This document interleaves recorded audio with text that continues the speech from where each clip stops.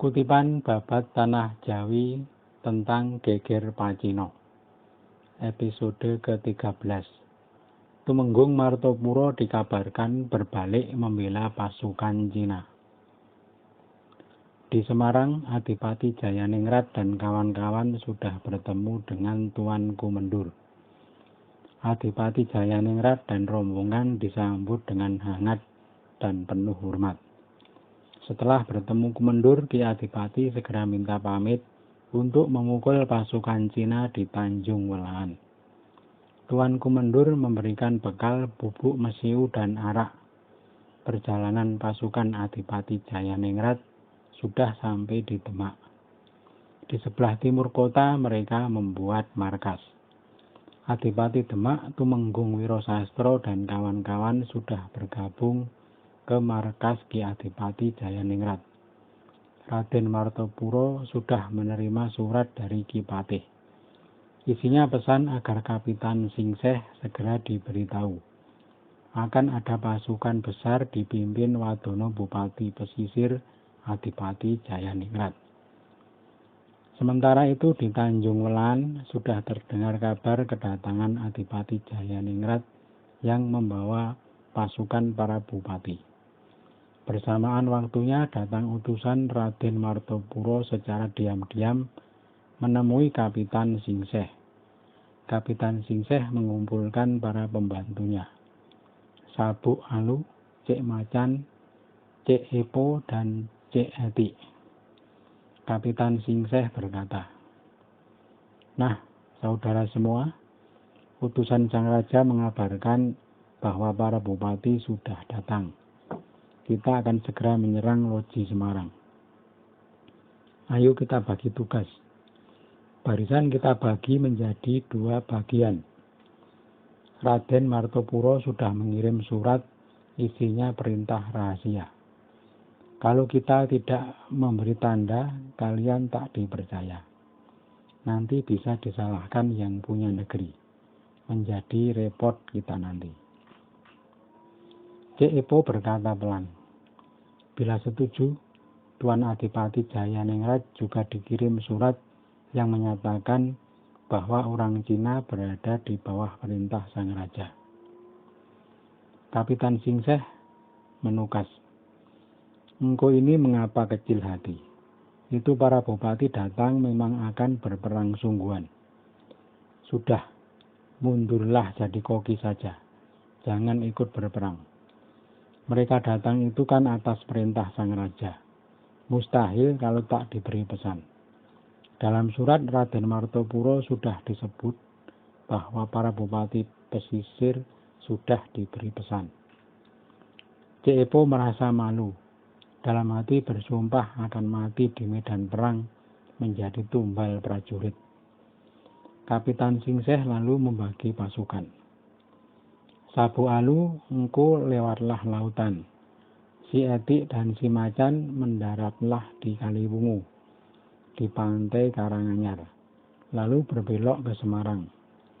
Separuh prajurit Cina bawalah serta, separuh lagi ikut denganku. Ping Bulung saja yang bersamaku. Aku menuju Semarang bagian timur. Setelah semua sampai, bersama-sama kita menyerang." Semua sudah sepakat. Pasukan segera bersiap. Kapal-kapal yang dipakai berlayar ada 70 buah kapal kecil.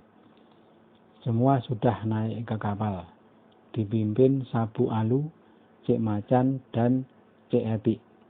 Sorak-sorai bergemuruh selama perjalanan laut. Di muara Kaliwungu mereka mendarat, lalu menuju ke timur berbaris di Karanganyar. Sementara pasukan yang ikut Kapitan Singseh berangkat seperti gelombang lautan.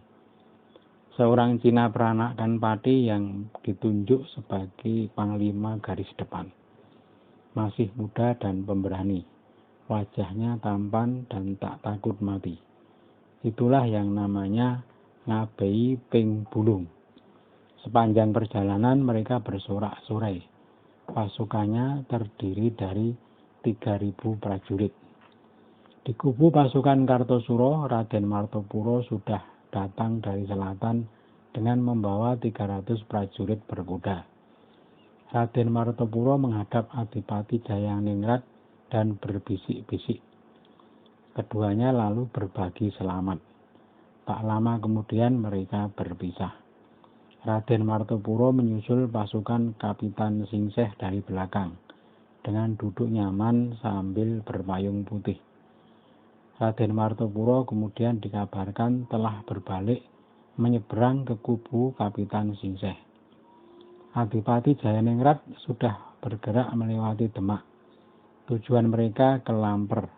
Adipati Jayaningrat menyuruh seorang mantri untuk melaju ke Semarang memberitahu Kumendur. Dia disuruh membawa 3 teman. 2 kuda mereka dilukai di bagian pantat. Dari luka keluar darah mengucur. Pakaian si mantri juga dilumuri darah dan lumpur. Tampak kotor seperti baru saja berperang. Mereka melapor bahwa dikejar pasukan Cina. Sementara itu, pasukan Cina yang dikabarkan mengejar sudah sampai di Genuk Selo, sebelah selatan Manangeng. Desa Manangeng sudah dipenuhi prajurit Cina. Para penduduk geger kebingungan. Sudah tersiar kabar bahwa kota Semarang diserang pasukan Cina. Kumendur Alpiser Natanahil turun dari panggung dan melongok ke arah timur. Tampak 3 kuda datang dengan berlumuran darah. Kumendur yang melihat langsung kalut. Segera turun ke halaman menemui 3 mantri yang baru datang. Kumendur tergopoh-gopoh bertanya, "Utusan siapa kalian? Apakah dari medan perang?" Si utusan berkata, "Utusan Adipati Jayaningrat, diutus untuk memberitahu bahwa sang Adipati kalah perang. Pasukannya rusak karena dicurangi oleh prajurit Cina. Mereka bersembunyi di desa. Saudara Kumendur, biasanya kalau perang besar, Ki Adipati tak pernah curang." Kumendur menyaut, "Orang Cina gila, watak mereka seperti setan. Ki Adipati belum paham watak orang Cina. Mereka curang kalau berperang. Tapi jangan bersedih, Ki Adipati kalah dalam perang. Jangan berkecil hati, sekali lagi bertempur dan berhati-hatilah." Si utusan berkata, "Karena itu Tuan, saudara Anda Ki Adipati tidak lari ke sini, supaya pasukan Cina yang mengejar tidak masuk kota. Kalau masih di luar kota, masih leluasa untuk memukul balik." Kumendur berkata, "Katakan kepada saudara Adipati rasa terima kasihku, dan aku akan mengirim arak serta senjata halus 2 rakit. Ingat, besok kalau berperang jangan seperti itu lagi." Utusan segera mundur dari loji dan kembali ke barisan di Lamper. Sang Adipati Jayaningrat sangat gembira mendengar penuturan si utusan. Sementara itu di Semarang, belum lagi Kumendur duduk ada laporan bahwa pasukan Cina telah datang dari lautan. Mereka mendarat di Kaliwungu dan berbaris di Karanganyar, lalu berbelok ke arah timur. Mereka telah sampai di Tugu Kalibandeng dan bersiap menggempur Semarang. Kumendur yang mendengar semakin kalut. Malam itu segera mengirim utusan ke markas Adipati Jayaningrat. Pukul 8 malam utusan sampai di barisan Lamper. Setelah bersalaman, utusan meminta 5 panekar dan para bupati untuk dibawa menghadapi pasukan Cina. Kumendur juga meminta agar pasukan Adipati Jayaningrat bergabung dengan kompeni agar semakin kuat. Adipati Jayaningrat berkata, "Ajudan, pulanglah segera.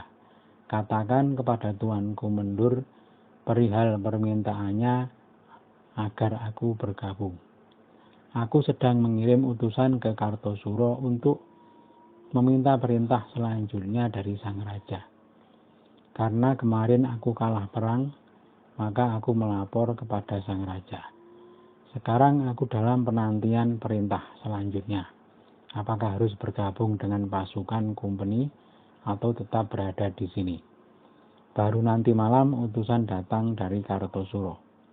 Besok kalau sudah pasti, aku akan mengirim kabar ke Semarang. Kumendur jangan khawatir terhadap keadaan kami semua.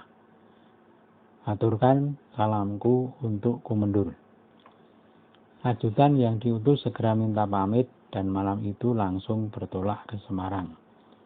Kepada Kumendur Alpiser Natanahil, si utusan menyampaikan semua yang dikatakan Adipati Jayaningrat, bahwa pasukannya belum bisa bergabung sekarang. Kumendur merasa ciut hatinya.